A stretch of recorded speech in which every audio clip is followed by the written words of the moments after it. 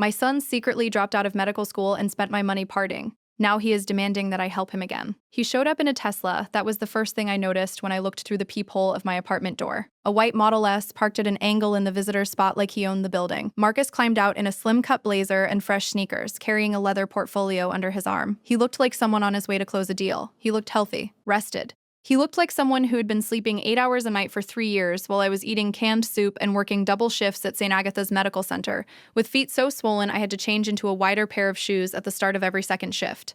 I let him knock twice before I opened the door. He walked in with that smile, the one that used to make me believe anything.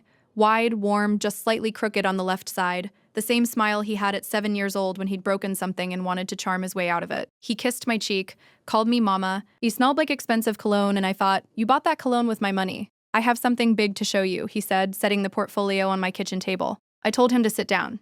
He sat. He opened the folder. There were spreadsheets, printed slides, follower counts, a letter on letterhead from someone calling himself DJ Enzo Vega, international touring artist. Marcus talked for almost an hour. His hands moved the way they always did when he was excited, slicing the air, emphasizing, painting pictures. He talked about his vision, his talent, his destiny. He said the universe was rewarding my faith in him. He called me his business partner. He said without me, none of it existed. He needed $50,000. I let him finish. I waited until his hands settled and his smile widened, and he looked at me the way he always looked at me when he was certain he'd already won. Then I reached into the drawer beside me and pulled out an envelope. I set it on top of his spreadsheets. He picked it up, pulled out the first page, a cease and contact letter on letterhead from the law office of Samuel Okafor. Then a second page, a spreadsheet in my handwriting, every payment I had ever wired to Marcus over 3 years. Dates, amounts, reference numbers, $180,000, itemized down to the cent. Then the third page, a small claims filing already submitted. Marcus pulled each paper out slowly, the way you pull a bandage off something you're not ready to look at. His smile didn't disappear all at once. It faded in pieces like a signal going out. His hands started shaking. He laughed. It was a short, forced sound. He said I couldn't sue my own son. I told him my attorney had explained that fraud is fraud regardless of the relationship between the parties. The laugh died, and then the tears came. I need to go back. Because to understand that moment, the tears, the Tesla, the fake spreadsheets on my kitchen table, you need to understand where I was 3 years before it. I was 53 years old and I was proud. That's the honest truth, and I want to say it plainly because I think pride is where the story actually begins, not the money and not the lies. Marcus was 22 and he had just been accepted to the Hargrove University College of Medicine in Philadelphia. Full notification letter with the school seal mailed to my address in Baltimore. I remember standing in my kitchen in my scrubs. I'd just gotten home from a night shift, holding that letter and crying. Not the quiet kind of crying, the ugly kind. The kind that takes over your whole body. I am a registered nurse. I have been for 26 years. My mother was a home health aide. Her mother cleaned other people's houses. I was going to have a son who was a doctor. I want you to understand what that meant to me. It didn't just mean Marcus.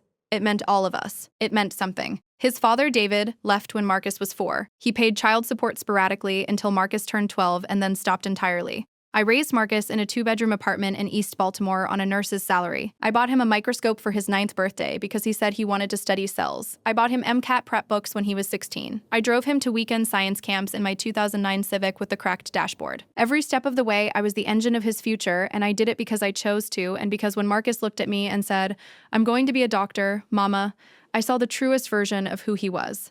The first month of medical school, he called me every Sunday evening. He described his anatomy lab. He talked about a professor named Dr. Bhattacharya who he said was brilliant but brutal. He told me the coursework was relentless, but he was keeping up. He sounded tired in the right way, the way people sound when they're working hard at something that matters. I sold my rental property in November of that year, the duplex on Greenfield Avenue I'd bought in 2009, which I'd managed and repaired and rented for 14 years. I got $147,000 after fees. I moved those funds, plus $33,000 from my retirement account, which cost me $3,300 in early withdrawal penalties, into a dedicated account I called Marcus's Future. I wired him $5,000 a month, every first of the month, without fail, for 36 months. He called it humbling. He said, "Mama, you are my hero." I believed him. I want to own that. Nobody tricked me into believing him. I chose to believe him because I needed to, because I had spent 30 years building toward this moment and I needed it to be real. The first sign that should have stopped me came 14 months in. I was at a nursing conference in Washington, D.C. in January,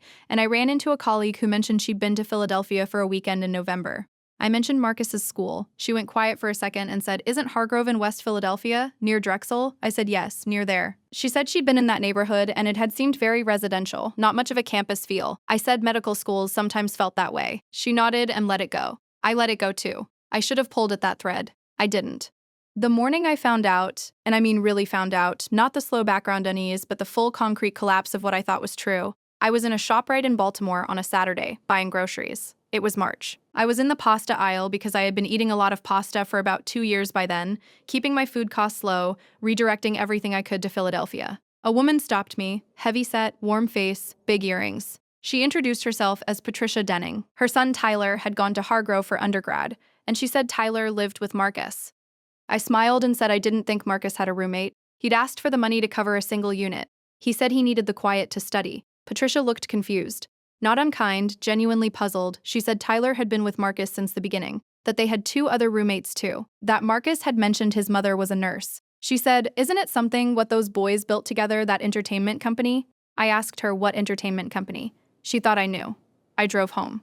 I did not finish my shopping. I sat in my car in the parking garage for 11 minutes. I know it was 11 minutes because I watched the clock on the dashboard the entire time without really seeing it. That night, I called Hargrove's administrative office, which had a general inquiry line that rang through to a voicemail. I left a message. On Monday morning, a woman named Cynthia called me back. She asked me to verify Marcus's date of birth and former address on file before she could confirm any enrollment records. He had withdrawn. First semester. He had failed his anatomy exam in October, 14 months earlier, and never returned. I sat in my car in the St. Agatha's parking garage, and I did not go in for my shift. I sat there for 45 minutes. Then I called in sick for the first time in 3 years, drove home, and sat at my kitchen table until it was dark. Marcus had known I drove myself to work. He knew I ate rice and canned beans to save money. He had listened to me describe my feet hurting. He had said on a Sunday call in February, "Mama, your sacrifice is going to mean everything, I promise." And when he said it, his voice had cracked a little, just slightly, just enough to make me cry. I thought about that crack in his voice for a long time. Then I called a locksmith, a lawyer, and my sister Renee in that order.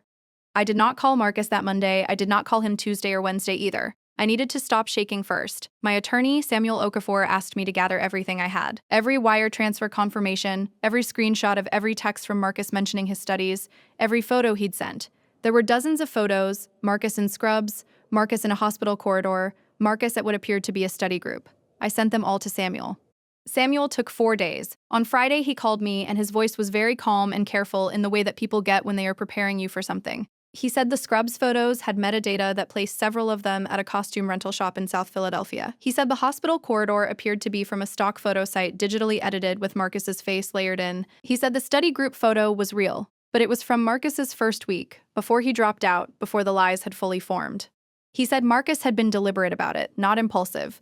Deliberate, that distinction mattered to me in a way I couldn't fully explain at the time. It meant there hadn't been a moment of weakness that snowballed. It meant Marcus had sat down at some point in October of his first semester and made a decision, not just to drop out, but to keep taking my money. For 3 years, Samuel filed a police report that week. He also confirmed what I had guessed about the apartment. I drove to Philadelphia on a Thursday without calling ahead. The address Marcus had given me as his studio apartment was a luxury building on Locust Street, a doorman, a lobby with marble floors. I told the doorman I was there to see my son. He called up. Marcus answered the intercom himself. His voice, when he realized it was me in the lobby, went very quiet and very careful. The apartment was on the 14th floor. It was not a studio. It was a 3-bedroom with a second living space that had been converted into a recording booth. There was professional audio equipment everywhere, lights, a mixing board that I later learned cost $11,000. There were 3 young men I had never met sitting in the main living room, and Marcus was standing in the middle of the space behind a DJ booth setup, looking up at me the way you look at someone who has just walked into the wrong room. I asked him about medical school. He shrugged, said it wasn't for him. Too much memorization. I asked about the $180,000. He said it was an investment in his future. One of his roommates, a young man with a man bun who I would later learn was named Devin, nodded along and called me cool for supporting Marcus's journey.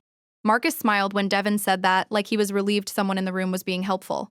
I left without speaking again. I walked to the elevator. I pressed the lobby button. I drove back to Baltimore in the rain, and I called Samuel from a rest stop somewhere on I-95, and I told him to move forward with everything. The 2 weeks after that were the quietest I can remember. Marcus sent one text on day 4. It said, "Hey, can we talk?" I did not respond. He called twice. I let it ring. I needed those 2 weeks to make sure I was not going to fold when I saw him again. I knew myself well enough to know that was a real risk. I had spent 22 years loving this person that does not switch off. It was on day 16 that he called with the big news. His voice was bright and fast. A famous DJ wanted to collaborate, he said. A touring deal, a studio, an empire. He just needed 50,000 more. And since I had already invested so much in his education, his word, education, what was a little more for his actual career? I told him I'd think about it. He said there wasn't time. We're a team, Mama. I'm not just your son. You're my business partner. Without you, none of this exists. I told him to come to Baltimore. Come see me. Bring whatever he wanted to show me. He showed up 3 days later, in a Tesla. So when the tears came in my kitchen, I had seen them coming for a long time. They were good tears. I want to say that because I think it's important to name the craft involved. His shoulders shook. His voice broke in that specific register. The one that had made me cry at the rest stop. The one that had made me believe in February that his voice was cracking with gratitude and love. He pressed his palms flat on the kitchen table and bent his head and wept. I watched him and I recognized it. It was the same cry he had shown me when he produced the acceptance letter. The same performance, just playing to a different objective. Now it was to make it stop. When he understood the tears weren't working, his face changed. Not gradually, all at once. Like a switch, he stood up so fast his chair scraped across my kitchen floor. If you go through with this, you will never see me again, he said. No calls, no visits, no relationship. You will lose your only son, over money. I stood up too. My legs were steadier than I expected. I told him he had already made that choice 3 years ago when he decided to steal from me instead of tell me the truth. I told him that if he had come to me in October of his first semester and said, Mama, I failed my exam, I don't think this is right for me, I don't know what to do, I would have been devastated. I would have grieved. But I would have figured something out with him. I would have been his mother. He had chosen to take that away from both of us. He had made that choice, not me. I picked up my purse, I walked toward the door. He got louder behind me. He called out that I was ruining his life, that I was supposed to be his mother, that the lawsuit would destroy his credit, that he would never recover. His voice rose in the way it does when someone is genuinely panicking, and for one long second, I am not going to lie, something in me responded to that panic. Something old and maternal and deep. He was still my child somewhere underneath all of it. That part was still true. But so was everything else. I kept walking. What happened next I didn't expect. The 3-bedroom doors in the hallway opened. Marcus's roommates stepped out. Devin, a quiet young woman named Asha, who I would learn had been trying to leave for months. And the third one, a dark-haired young man named Joshua, 24 years old, who stood in the hallway looking at Marcus with an expression I can only describe as stunned and ashamed. Joshua said quietly enough that I almost didn't hear him. We didn't know he was lying to you about school. He told us the money came from a trust fund. Devin nodded. Asha looked at the floor. Marcus snapped at them to go back to their rooms. They didn't move. I walked to the elevator. Behind me, I heard Marcus's voice change again, lower this time, controlled, trying to recover. I heard him say something to his roommates in a tone that was calm and deliberately casual. He was already pivoting, already managing the next thing. I pressed the elevator button. The doors opened. I stepped in. My hands shook so badly in the parking garage that I couldn't get my key in the ignition for almost a full minute. I sat there and breathed and told myself to get it together. Underneath the shaking was something else, something I hadn't felt in a long time. I had done it. I had handed him papers instead of another check. I had said everything I needed to say. I had not folded. That night, I called Samuel and told him what happened. He told me to document everything, the visit, the Tesla, the roommate's statements. Then he told me Joshua had called the office that afternoon. Joshua wanted to talk. He came in 2 days later. He brought a folder. Inside that folder was something I had not expected, and I want to be precise about what it was, because the precision matters. There was a bank statement, a joint business account in the name of Elevate Entertainment LLC, which was the company Marcus had formed with Devin and Joshua and Asha in January of the first year. The account showed deposits and withdrawals over 31 months. The income side was real. They had actually been building something, booking small events, selling online sets, running a merchandise operation. In month 18, they had made $42,000 in a single month. That account had cleared over $300,000 across its lifespan.